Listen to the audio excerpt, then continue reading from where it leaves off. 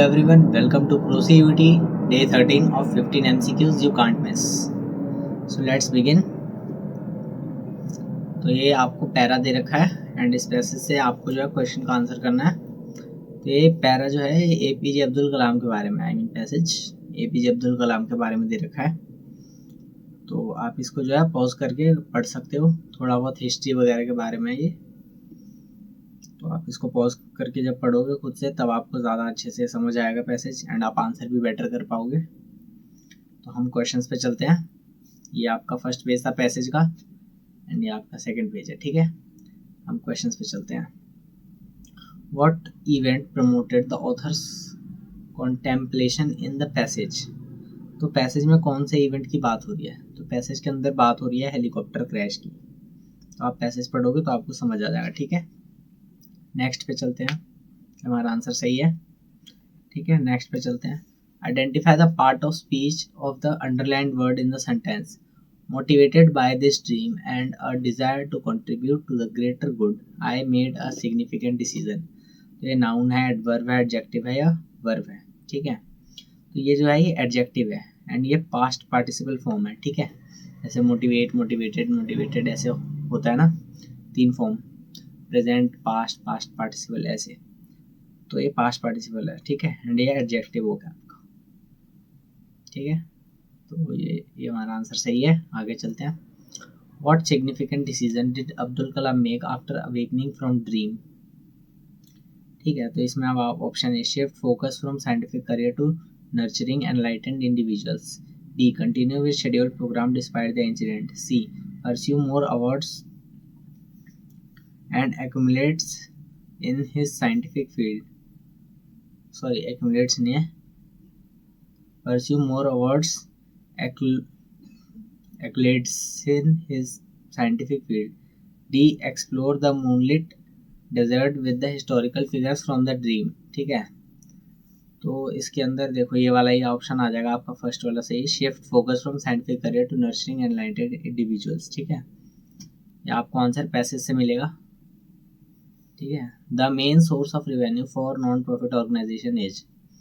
तो ये क्वेश्चन तो बहुत ईजी है. देखो इसका आएगा सब्सक्रिप्शन फ्रॉम मेंबर्स. ठीक है, जो मेंबर सब्सक्रिप्शन लेते हैं उससे, क्योंकि एनपीओ जनरली जो है उनका ऐसे सेल ऑफ गुड्स वगैरह नहीं होता. ठीक है, एनपीओ जो है वो नॉन प्रॉफिट ऑर्गेनाइजेशन है, जनरली गुड्स सेल नहीं करती. या करती है तो उनका ऐसे नहीं होता कि बहुत ज़्यादा उन पर प्रॉफिट की बात हो रही होती है उसमें. ठीक है, बहुत लीस्ट मार्जिन पे कई बार बिना प्रॉफिट के भी सेल होता है. ठीक है, यहाँ पे आएगा सब्सक्रिप्शन फ्रॉम मेंबर्स. फिर है existing profit and loss account is the books of the firm will be shared drawn by partners in ratio. ठीक है, तो कौन सी रेशियो में होगा? तो देखो यहाँ पे आपको रेशियो दे रखी है वैसे तो, बट यहाँ रेशियो नहीं आएगी.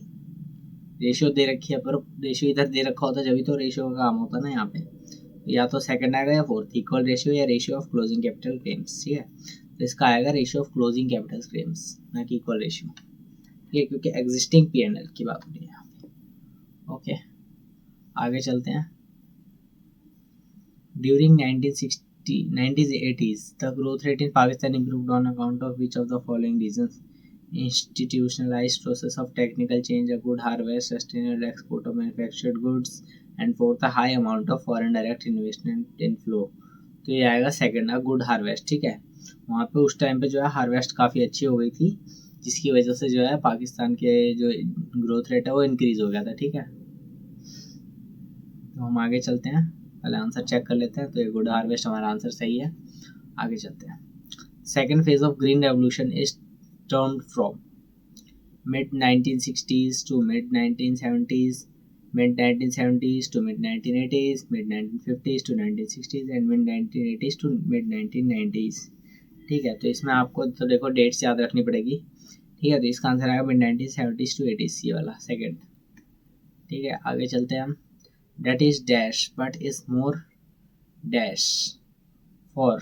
यहाँ पे थोड़ा ग्रीन पार्ट पे चला गया है, फॉर लिखा है यहाँ पे. अगर आपको क्लियर नहीं दिख रहा तो बता देता हूँ. For business because of the payment and interest and payment of interest and return of principal is obligatory for the business.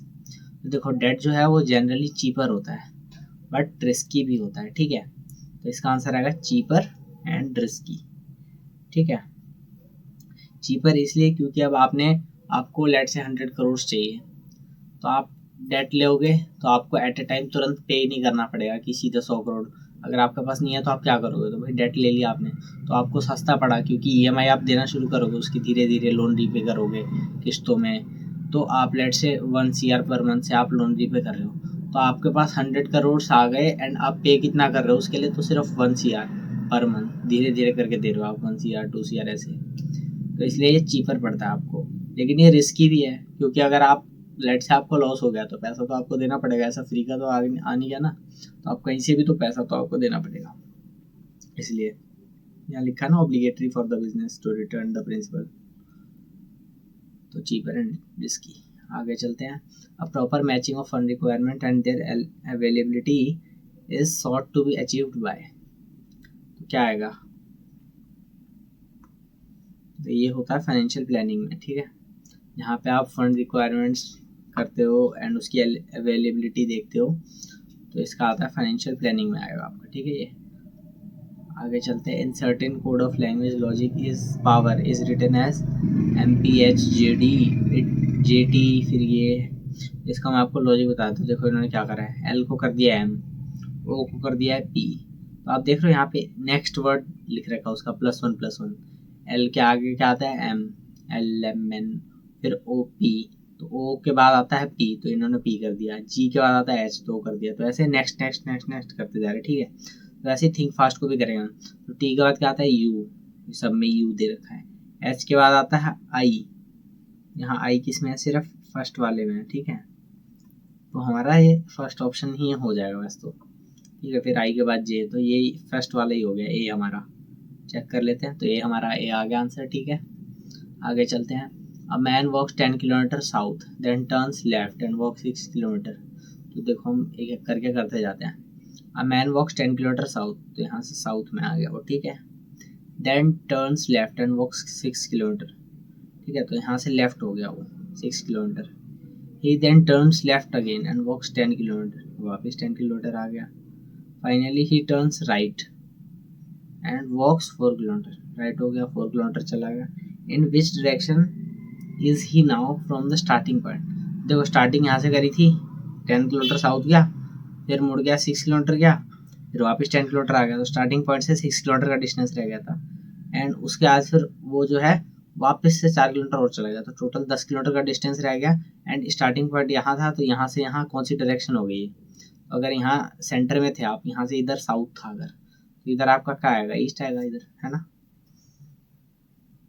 I hope आपको समझ आ गया हो।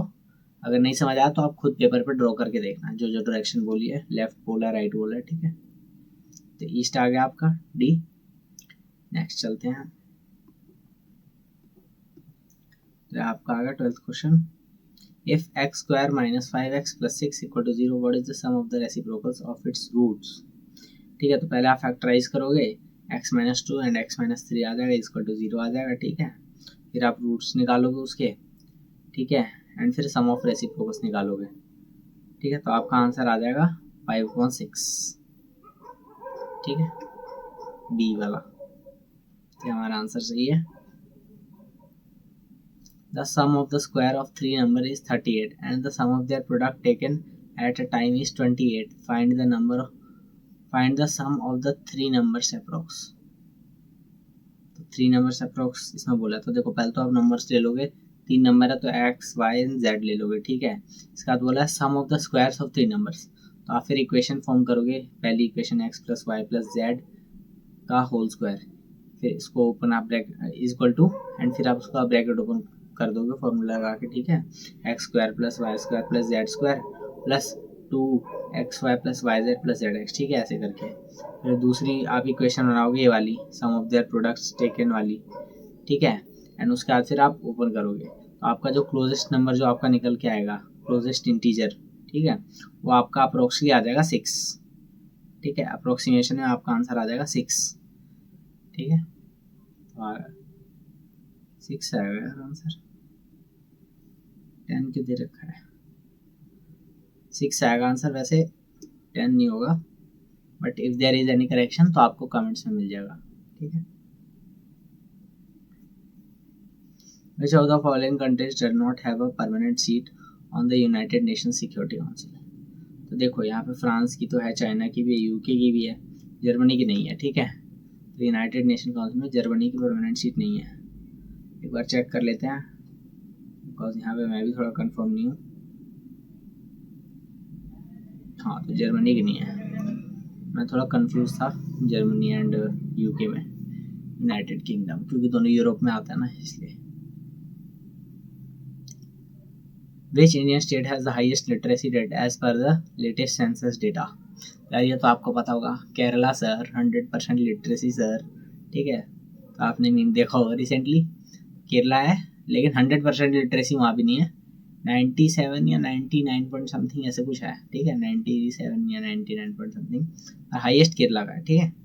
परसेंटेज भी मेरे को ध्यान नहीं, बट परसेंटेज भी आप याद करके जाना एग्जाम में, 99.7 था, 97.9 ऐसे कुछ है, मेरे को एग्जैक्टली ध्यान नहीं, आप चेक कर लेना, क्योंकि कई बार परसेंटेज भी पूछ लेते हैं कितना परसेंट है हाईएस्ट लिटरेसी में, या लोएस्ट लिटरेसी वाला स्टेट पूछ लेंगे, ठीक है। तो आप ये पढ़ के जाना,